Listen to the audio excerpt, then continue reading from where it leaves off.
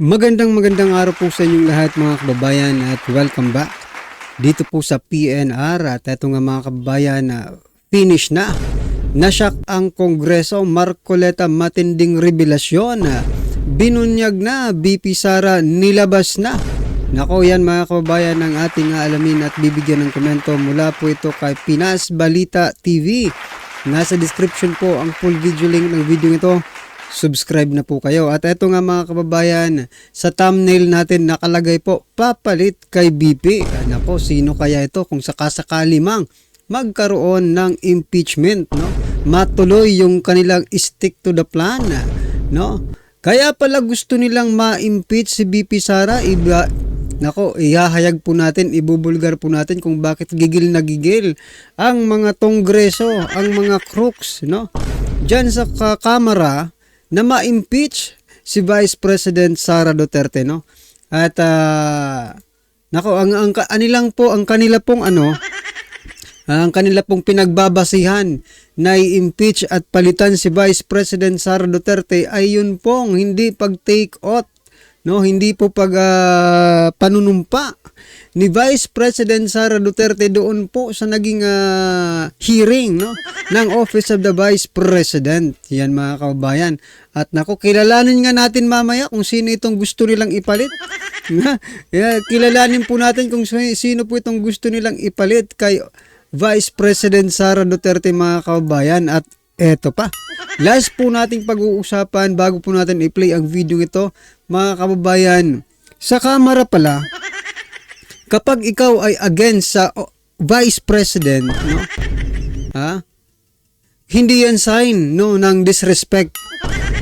Pero pag ikaw ay against naman, no, dito sa mga tunggrista, nako, sasabihin nila, hindi mo kami nire-respeto, no? Yun po talaga ang totoo. Yan mga kabayan, eto na. Umpisahan na po natin dito sa balita mula sa Inquirer.net mga kababayan.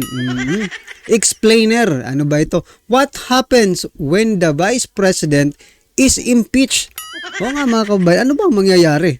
Teka lang Bibelta tayo, basahin po natin yung report nila. Pero ito po yung link, no? Inopen ko na po, ito po siya. So mga kabayan, hindi na po natin babasahin lahat yung content ng balitang yan. No, dito lang po tayo mag-focus na who fills the spot after impeachment of Vice President Sara Duterte. Kung sakali mang magtagumpay ang mga yanayutak na to. Kasi mga kabayan, no, may duda po talaga ako na kapag nanalo ulit, no, itong si Romualdez dito sa election ngayong 2025, no? Kasi tatakbo po siyang representative ng Tacloban. Kapag nangyari po yan mga kabayan, maaaring matuloy na yung kanilang impeachment, no? Kasi hindi talaga nila tinitigilan kahit kung ano-ano na lang po ang kanilang binabato. Ito po ang mangyayari mga kabayan. If the Vice President is impeached, yan and removed from office, anong mangyayari? Section 9 of Article 7 of the Constitution comes into play. Nako, ano ba itong na to? This section grants the President the authority to nominate a new Vice President who must then receive confirmation from both no, the House of Representatives and Senate mga kabayan. So, akala ko kasi talaga ako mismo, personally mga kabayan, nag-assume ako na ang papalit, kasi diba, President, Vice President, tapos Senado, Kongreso, ang Senate President dapat sana ang papalit. Diba? Pero hindi pala ganun. Magkakaroon ang presidente, no, ng kapangyarihan na mag-nominate ng bagong Vice President. Teka lang. Pag yan pala ang nangyari mga kababayan, posible. Posible. Well, anyway, pwede po silang magdrama. Diba? Magdrama po sila. Sige, ikaw Senate President, nominated ka. Tapos si Tamba rin. Ito na ang mangyayari. whenever there is a vacancy in the office of Vice President during the term for which he was elected or she was elected, the President shall nominate a Vice President among the members of the Senate and House of Representatives, no? Who shall assume who shall assume office upon confirmation by majority vote of the members of both House of the Congress voting separately. The 1987 Constitution is stated. So yun mga kabayan, pag nangyari yan pala, delikado, no? Si Vice President Sara Duterte kasi, for example lang ngayong 2025, lahat ng bagoong Pilipinas senatorial slate manalo. Okay? Tapos si Speaker Romualdez manalo ulit. Ang mangyayari pala dito, madadaan lang sa botohan. Diba? Ang pag-i-impeach. Sinabi na nga natin, diba, nung mga last vlogs natin, no, na kailangan mas maglagay tayo ng mas maraming kaalyado ng ating Vice President dyan sa Senado. Para kahit anong gawin nila ditong panggagapang sa Kamara, we can still revive, no? We can still fight. Whatever their plans, no? Dito sa Senado. May chance pa tayo mga kababayan, kaya mag-isip-isip tayo. Eto nga ang naisip ko Tatanungin ko po kayong lahat. Kayo pong nanonood dito sa ating munting channel, no? Dito po sa PNR. Kapag ba, no? Eto, real talkan lang. Kahit ikaw ay pro BBM or DDS ka man, you can freely, no? Makasagot ka. Tanungin ko po kayo. Pag ba na-impeach si Vice President Sara Duterte, lahat ng problema ng Pilipinas mawawala? Pag ba na-impeach si Vice President Sara Duterte, hindi na maghihirap ang taong bayan? Kasi mismo ako, kapag ginawa nyo yan, di ba? Na sabihin nyo, hindi na talaga maghihirap ang taong bayan, uunlad na ang Pilipinas, wala nang maghihirap na Pilipino. Aba, kahit ako isang DDS, mga kababayan, kung ganyan, di ba? Ang mangyayari kung totoong mangyayari lang din naman, i-impeach na natin si Vice President Sara Duterte.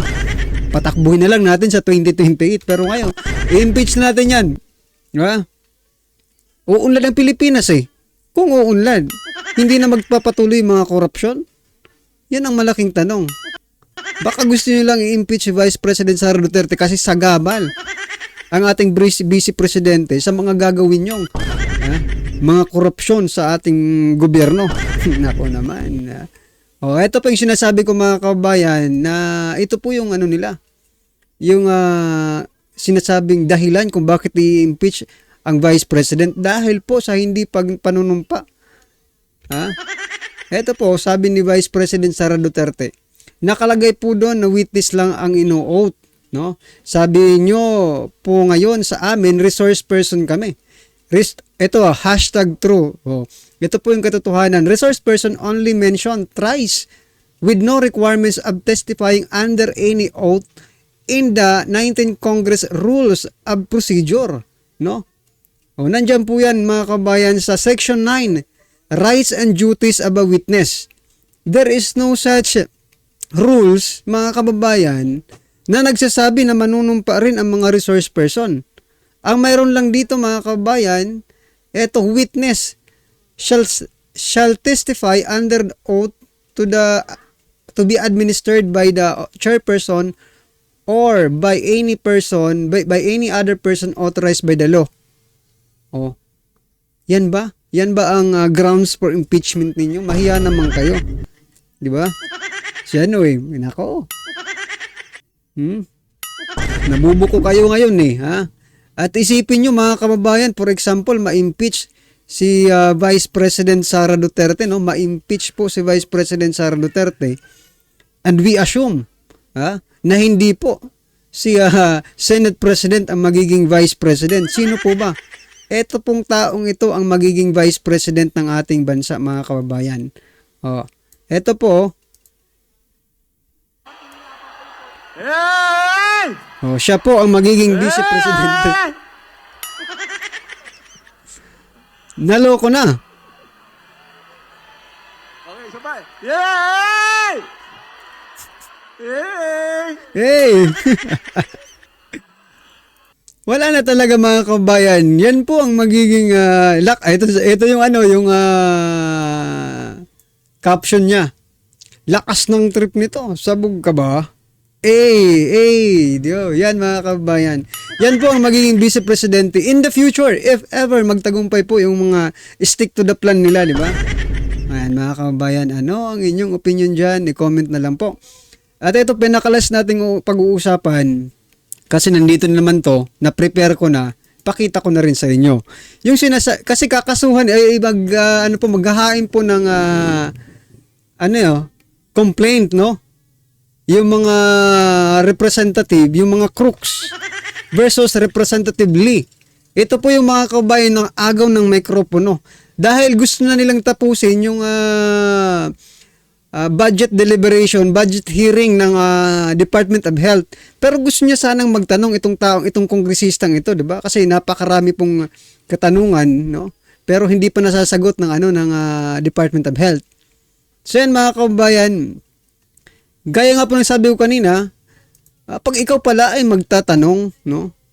Sa mga kongresista or ikaw ay against sa itong mga kongrestang ito, it is a sign of disrespect pala. Grabe, no? Pero doon po sa sinasabi ni Castro na si VP Sara ay isang pusit, no? Hindi po yung pambabastos sa tingin ng mga tongristang crooks na ito. Grabe itong mga kababayan, no? Maghahain po silang complaint laban kay Representative Lee. Nako. Pag nagsasabi ka pala ng katotohanan, pag ikaw ay kampi sa katotohanan, kapag ikaw ay lumalaban sa kanila, meron ka talagang paglalagyan. Like for example, si Congressman Marcoleta, mga kabayan, di ba tinanggal po siya? 5 beses yata yon sa iba't ibang komite na siya po ay miyembro at siya rin ay vice chair. Di ba? Tinanggal. Ganun po sila ngayon makapangyarihan ang Kongreso. Ha? Anong masasabi niyo dyan mga kababayan? I-comment mo na lang po ha. At eto na nga, sama-sama at sabay-sabay po natin pakinggan na panoorin at bigyan ng komento ang video ito. Eto na po. Ito ang nakakagulat matapos tila ibulgar sa publiko ang pagpigil sa kanya ng makapagtanong kay Congressman Stella Quimbo sa plenary at budget hearing ng ilang kaalyado ni Speaker Martin Romualdez para hindi maosisa ang 6 trillion budget para sa taong 2025. Sa Gipartes Representative Rodante Marcoleta, tinanggal na sa Kongreso bilang Vice Chairperson ng Committee on Good Government and Public Accountability. Pero bago ang lahat mga kapinas, kung bago ka pa lamang sa channel namin ay huwag mong kalimutang mag-subscribe at pakiclick na rin ang notification bell para mas maging updated ka pa lalo sa lahat pa ng bagong videos na i-upload namin. At yun na nga mga kapinas, matapos aminin ng Sakip Party's Representative Rodante Marcoleta na hindi na siya nakapagsalita sa plenaryo at tila hinaharangan siya ng mga kaalyado ni Speaker Martin Romualdez para hindi makapagtanong at mabusisi ang controversial Marikina representative na walang iba kundi si Stella Quimbo at para hindi mausisa ang 6 trillion budget para sa taong 2025 at ngayon isa nangyayaring pagdinig sa budget of the Office of the Vice President kung saan ay nakadalo si Congressman Rodante Marcoleta at magtanong sa representative ng COAR Commission on Audit kung ilang government agencies yung mga may notice of disallowances at dapat ipatawag din para makagawa ng maayos sa batas at tila pumalag ang ilang mga kongresista at tila sinabing tinanggal din siya sa pagiging member ng committee kaya napag-alaman na tinanggal si Rodante Marcoleta bilang vice chairperson ng Committee on Good Government and Public Accountability at hindi na rin ito nakasali bilang miyembro ng nasabing committee. Pakiwari tuloy na marami sa ating mga kababayan bakit biglang tinanggal, marami palang may notice of disallowance na government agencies pero bakit ang Office of the Vice President tila pinag-iinitan ng Kongreso? Matapos nga lumabas ang balitang ito ay umani agad ng samot-sari comment at reaction mula sa marami sa ating mga kababayan at marami nga sa kanila ngayon ang hindi na. So yan mga kababayan, halatang halata na po itong Kongreso, no? Yan nga pong, pero anyway mga kabayan, mag-move on ang ating Congressman Marcoleta. Suportahan po natin. Total, nagdeklara naman po siya, natatakbo po siya sa Senado, no? So, number 1 na po natin yan sa ating mga balota mga kabayan. Napaka-talino, respectful and makatao po siya mga kabayan, makabayan, di ba? Kumbaga all in one na ito. Matapang pa, di ba? Matapang na lumalaban sa mga maling kalakaran diyan sa kamera, no? Saka biruin mo pinag-ano siya, pinagtulungan talaga siya no? Pinanggal sa iba't ibang komite na kung saan ay siya ay membro at iba doon ay vice chair pa siya mga kababayan. Tapos sasabihin, oo nga mga kababayan, no? Nakafocus po ang lahat ng resources ng gobyerno, maging sa Senate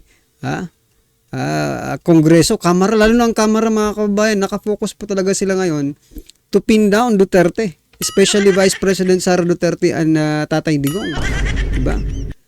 Pero sa bawat nilang bato, no? Binabato kasi nila ng putik Kaya nilalabhan po ni Vice President yon.